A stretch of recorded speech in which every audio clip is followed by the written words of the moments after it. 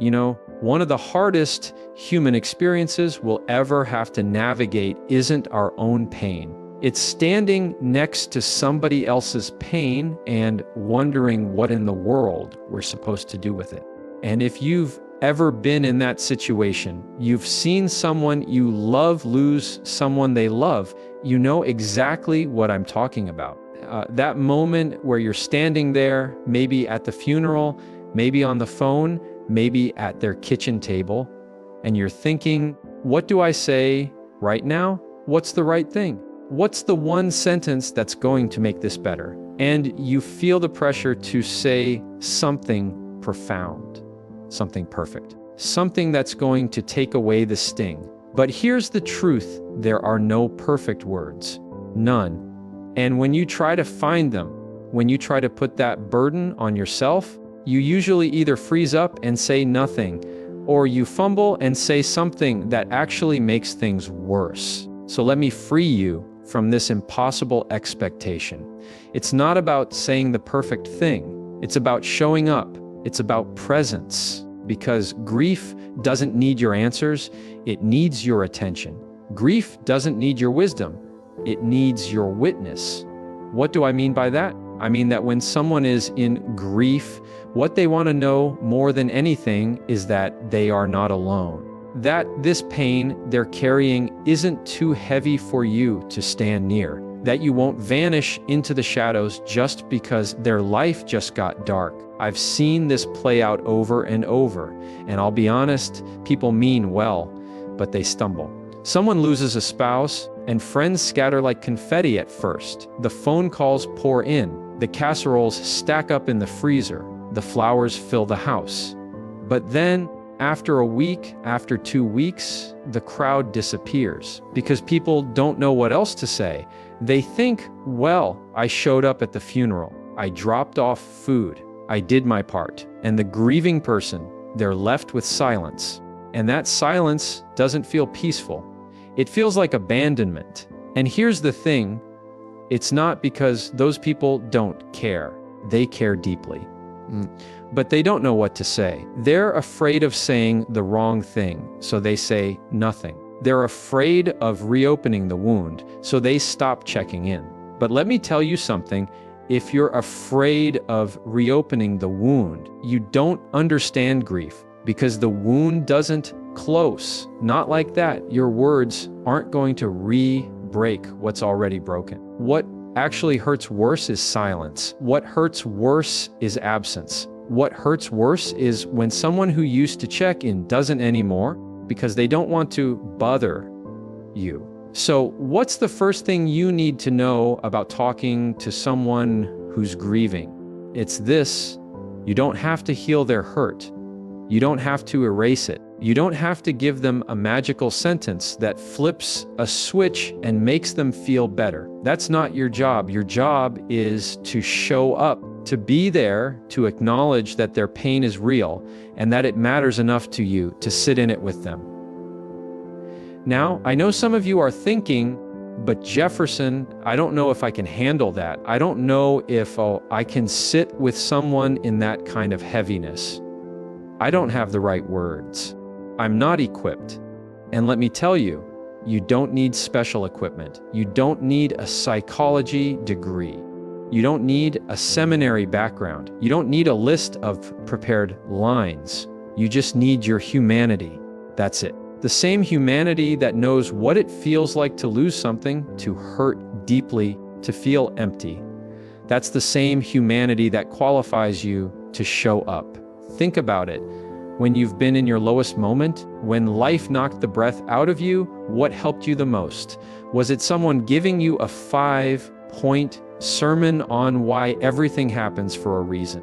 Was it someone rattling off cliches about how time heals all wounds, or God only gives you what you can handle? No. Those words sting because they minimize. They reduce something massive into a bumper sticker. What actually helped you was presence. It was the friend who sat beside you on the couch and didn't leave. It was the person who texted you at midnight just to say, "I'm here."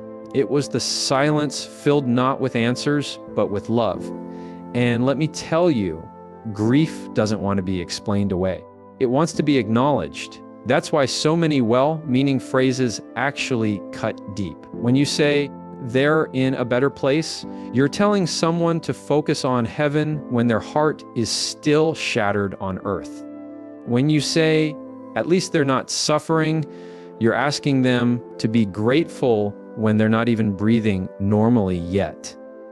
When you say, "time heals all wounds," you're implying that one day they'll be fine, when the truth is they'll never be the same. Those words aren't comfort, they're escape. And they don't heal, they minimize. But you know what does help? Words that make space for their grief. Words that let them feel what they feel without guilt. Words that say, "I see your pain and I'm not afraid of it." That's what acknowledgement does. It says, "I get that this is heavy. I get that this hurts. I don't have the power to take it away, but I'm not leaving you to carry it alone." That's love. Let me say that again. Silence is a gift. When someone is grieving, their heart and their mind are overwhelmed. They don't need you to flood them with explanations or stories or philosophies. What they need is space. Space to feel, space to cry, space to not have to respond to you. And sometimes the greatest thing you can do for them is to offer that space through silence. To sit there without rushing to fill the air. To give them the dignity of not being forced to react to your words when they're barely holding their own breath together. I've seen people try to rescue grieving hearts with constant chatter. They'll say, "when my grandma passed, I remember feeling just like this." And then they launch into their own story. Or they'll start listing silver linings. "At least you had so many good years together. At least they didn't suffer long. At least you still have your kids." And listen, none of that lands the way you think it will. What it communicates unintentionally is, let's move on from your pain. Let's make it more palatable for me. Let's tidy it up so it doesn't hurt as much. But grief doesn't need tidying. It needs room. It needs breath. And silence, real silence, gives that. It gives them the safety to cry without interruption. It gives them the space to just sit in their sadness without having to manage your discomfort at the same time. It communicates something powerful. I'm not afraid of this moment. I don't need to fix it. I'm willing to sit here with you in the dark without rushing to turn on a light. That's presence at its purest. Now, some of you might be thinking, "But Jefferson, won't silence feel awkward? Won't they think I don't care if I just sit there?" And I want to challenge that, because silence doesn't have to mean absence. Silence doesn't have to mean distance. It can mean solidarity. It can mean love. The difference is in how you carry it. If you sit in silence, but your body language is closed off, arms crossed, eyes darting to your phone, looking like you'd rather be anywhere else, yes, that silence is rejection. But if you sit in silence with an open posture, with soft eyes, maybe holding their hand, maybe just leaning in toward them, that silence is presence. It's saying, "I'm not going anywhere. You don't have to entertain me. You don't have to be okay for me. I'm just here." And let me tell you something. Most grieving people crave that kind of safe silence more than anything else. Because grief is exhausting. It drains you mentally, physically, spiritually. And when someone shows up who doesn't demand words from you, who doesn't make you perform strength, who just lets you be, that's a gift. That's love in action. I remember sitting with a friend who had just lost his brother in a car accident. And I'll never forget this. He looked at me and said, "Jefferson, everyone keeps coming in here and talking. They talk about God. They talk about time. They talk about memories. They talk about me being strong. And I just want them to stop talking. I don't want their words right now. I just want them to sit here with me." That was it. That's what he needed. He didn't need wisdom. He didn't need advice. He needed presence. And the silence we shared in that moment was sacred. Now, here's the challenge. You've got to get comfortable with that silence, because if you're not, you'll ruin it. You'll rush to fill it with empty words. You'll undercut the power of just being there by forcing something into the space that doesn't belong. So how do you get comfortable with silence? You remind yourself that it's not about you. That's the key. The discomfort you feel in silence, that's about you. That's about your need to do something, your need to feel useful, your need to escape the heaviness. But when you make the moment about them instead of about you, you realize silence is serving them. And suddenly, it's not awkward, it's compassionate. And here's something else I want you to remember. Silence doesn't have to mean doing nothing. Silence can still carry action. It can look like sitting with them while they cry. It can look like quietly bringing them a glass of water. It can look like folding laundry in their house so they don't have to. It can look like just being a steady presence in the background, not demanding interaction, but still carrying part of the load. That's active silence, and it speaks volumes. Think about it. When a baby is upset, sometimes what calms them isn't words, it's touch. It's being held. It's knowing that someone is near. Adults aren't that different. When someone is grieving, sometimes what helps isn't words. It's presence. It's being held by the silence of someone who loves them. That's presence. There's another layer to this I want us to talk about, because it's one of the biggest mistakes people make around grief. They underestimate the power of listening, really listening. Not listening to reply, not listening to compare, but listening to understand. When someone is grieving, they're often carrying 1,000 tangled emotions: anger, sadness, guilt, regret, confusion. Sometimes all of them in the same hour. And they need somewhere safe to put those words down, somewhere safe to let that mess spill out. What happens too often is that we don't really listen. We half listen while we prepare what we're going to say next. Or we listen for an opening to insert a story about ourselves. Or worse, we listen until we hear something that makes us uncomfortable. Then we cut them off with advice, with correction, or with, "Don't say that, you don't mean it." But grief doesn't need correction. It doesn't need you to polish it or make it tidy. What it needs is listening. The kind of listening that says, you can say whatever you need to say here. You can let it all out and I won't judge you for it. Now, let me be clear. Listening doesn't mean you'll always agree with what they say. Grief brings out raw honesty. Sometimes they'll say things that shock you, that sound irrational, or even things that go against what you believe. They might say, "I don't even know if I believe in God anymore after this." They might say, "I wish I had done more. I feel like it's my fault." They might even say, "I'm angry at everyone, even at them for leaving me." And your instinct will be to jump in and fix it, to say, "No, don't say that, it's not your fault." Or, "Don't lose your faith, God has a plan." Or, "Don't be angry at them, they didn't want to go." But let me stop you right there, because when you do that, when you cut them off, when you correct them, you shut the door on their honesty. You tell them it's not safe to say the real thing. You tell them they need to edit their pain so it doesn't offend you or scare you. And the moment they feel they have to edit their pain, you've lost the opportunity to truly be there for them. Listening, real listening, means you let them get it all out. Even if it's messy, even if it's contradictory, even if it makes you uncomfortable. You let them say it, because sometimes what they need isn't correction, it's catharsis. They need to say it out loud just to get it out of their head, just to feel a little less alone in it. And let me tell you something, most people in grief don't need answers. They already know you don't have the answers. What they need is ears. Ears that are patient, ears that are present, ears that can handle the weight of their words without flinching. Now, practically, what does that look like? It looks like shutting your mouth.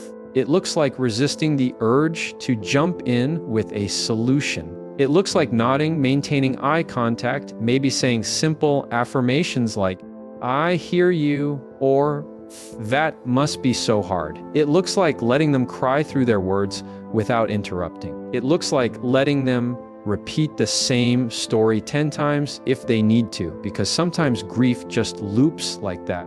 And here's the kicker. It takes humility, because when you listen without fixing, you're acknowledging that you don't have the power to make it better. And that's hard for us. We want to fix. We want to be the hero.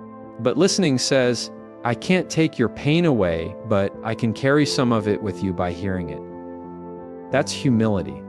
That's love. I'll never forget when a woman once told me after her husband passed, Jefferson, the people I appreciated most weren't the ones who came in with answers. It was the ones who came in with ears. The ones who let me talk about him for the 100th time, who didn't rush me to move on, who just let me say his name out loud.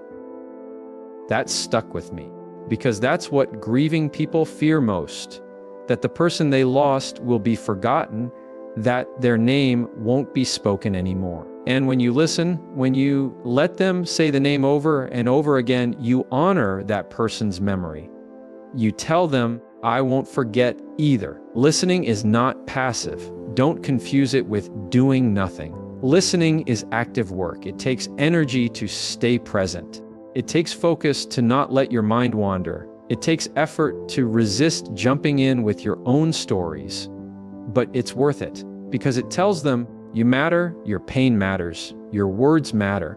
And let me say this too, sometimes the listening goes beyond words. Sometimes it's listening to what's not being said. It's noticing that they're avoiding talking about certain moments. It's hearing the silence in between their sentences, the pauses that hang heavy with what they can't quite put into words. And instead of forcing them to explain, it's acknowledging that silence gently, maybe saying, I can see this is really hard to talk about, and that's okay. You don't have to explain it all to me. I'm still here. That kind of listening, the listening between the lines, is just as important. Now, you may be thinking, Jefferson, what if I don't know what to say after they pour out their heart? What if I freeze? And here's my answer. You don't have to know what to say. You don't have to have the perfect reply. Sometimes the best reply is simply, I'm so sorry you're going through this. Or, thank you for trusting me with that. Or even just silence coupled with a hand on their shoulder. You don't need eloquence. You need empathy. And let's be honest, listening can be uncomfortable. Because when someone really opens up their grief to you, it's raw, it's heavy. It might stir up your own unresolved pain. It might make you want to escape.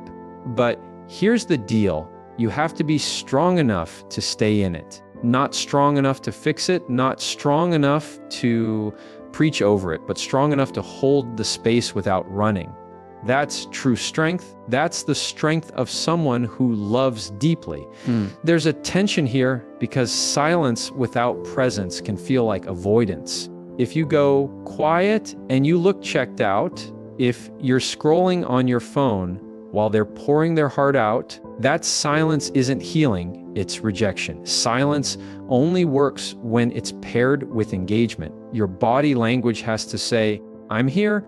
Your eye contact has to say, you have my attention. Your posture has to say, I'm not leaving. That's when silence works its magic. And let me be real with you, it takes courage to sit in silence with grief. Because silence is where the rawest emotions surface. Silence is when the sobs come. Silence is when they whisper the things they don't want to admit out loud. And it takes courage on your part not to run from that, not to smother it, but to let it breathe. Here's the other thing about silence, it honors the gravity of the loss. Some pain is too deep for words. Some wounds are so fresh, so raw, that no sentence in the English language could possibly touch it. And when you acknowledge that with your silence, you're saying, I respect the depth of what you're feeling, I won't insult it with platitudes. That kind of respect goes a long way. I'll never forget sitting with a man who had just lost his teenage daughter in a car accident. He told me later that in the first days after, the people who helped him most weren't the ones who tried to explain the tragedy or give him reasons or even tell stories. It was the people who sat in silence with him, who let him cry until he had no tears left, who let him stare out the window without pushing him to talk, who simply stayed. He said, they were just there. And that was enough.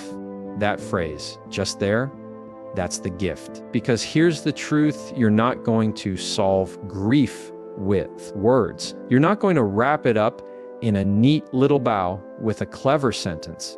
But your presence, your listening, your silence, that's the medicine. That's the thing that helps them feel just a little less alone in the storm. So how do you practice this? Here's a simple challenge. The next time you're with someone who's grieving and they pause or they cry or they sit quietly, I want you to fight the urge to fill that space. Just count to 10 in your head before you even think about speaking.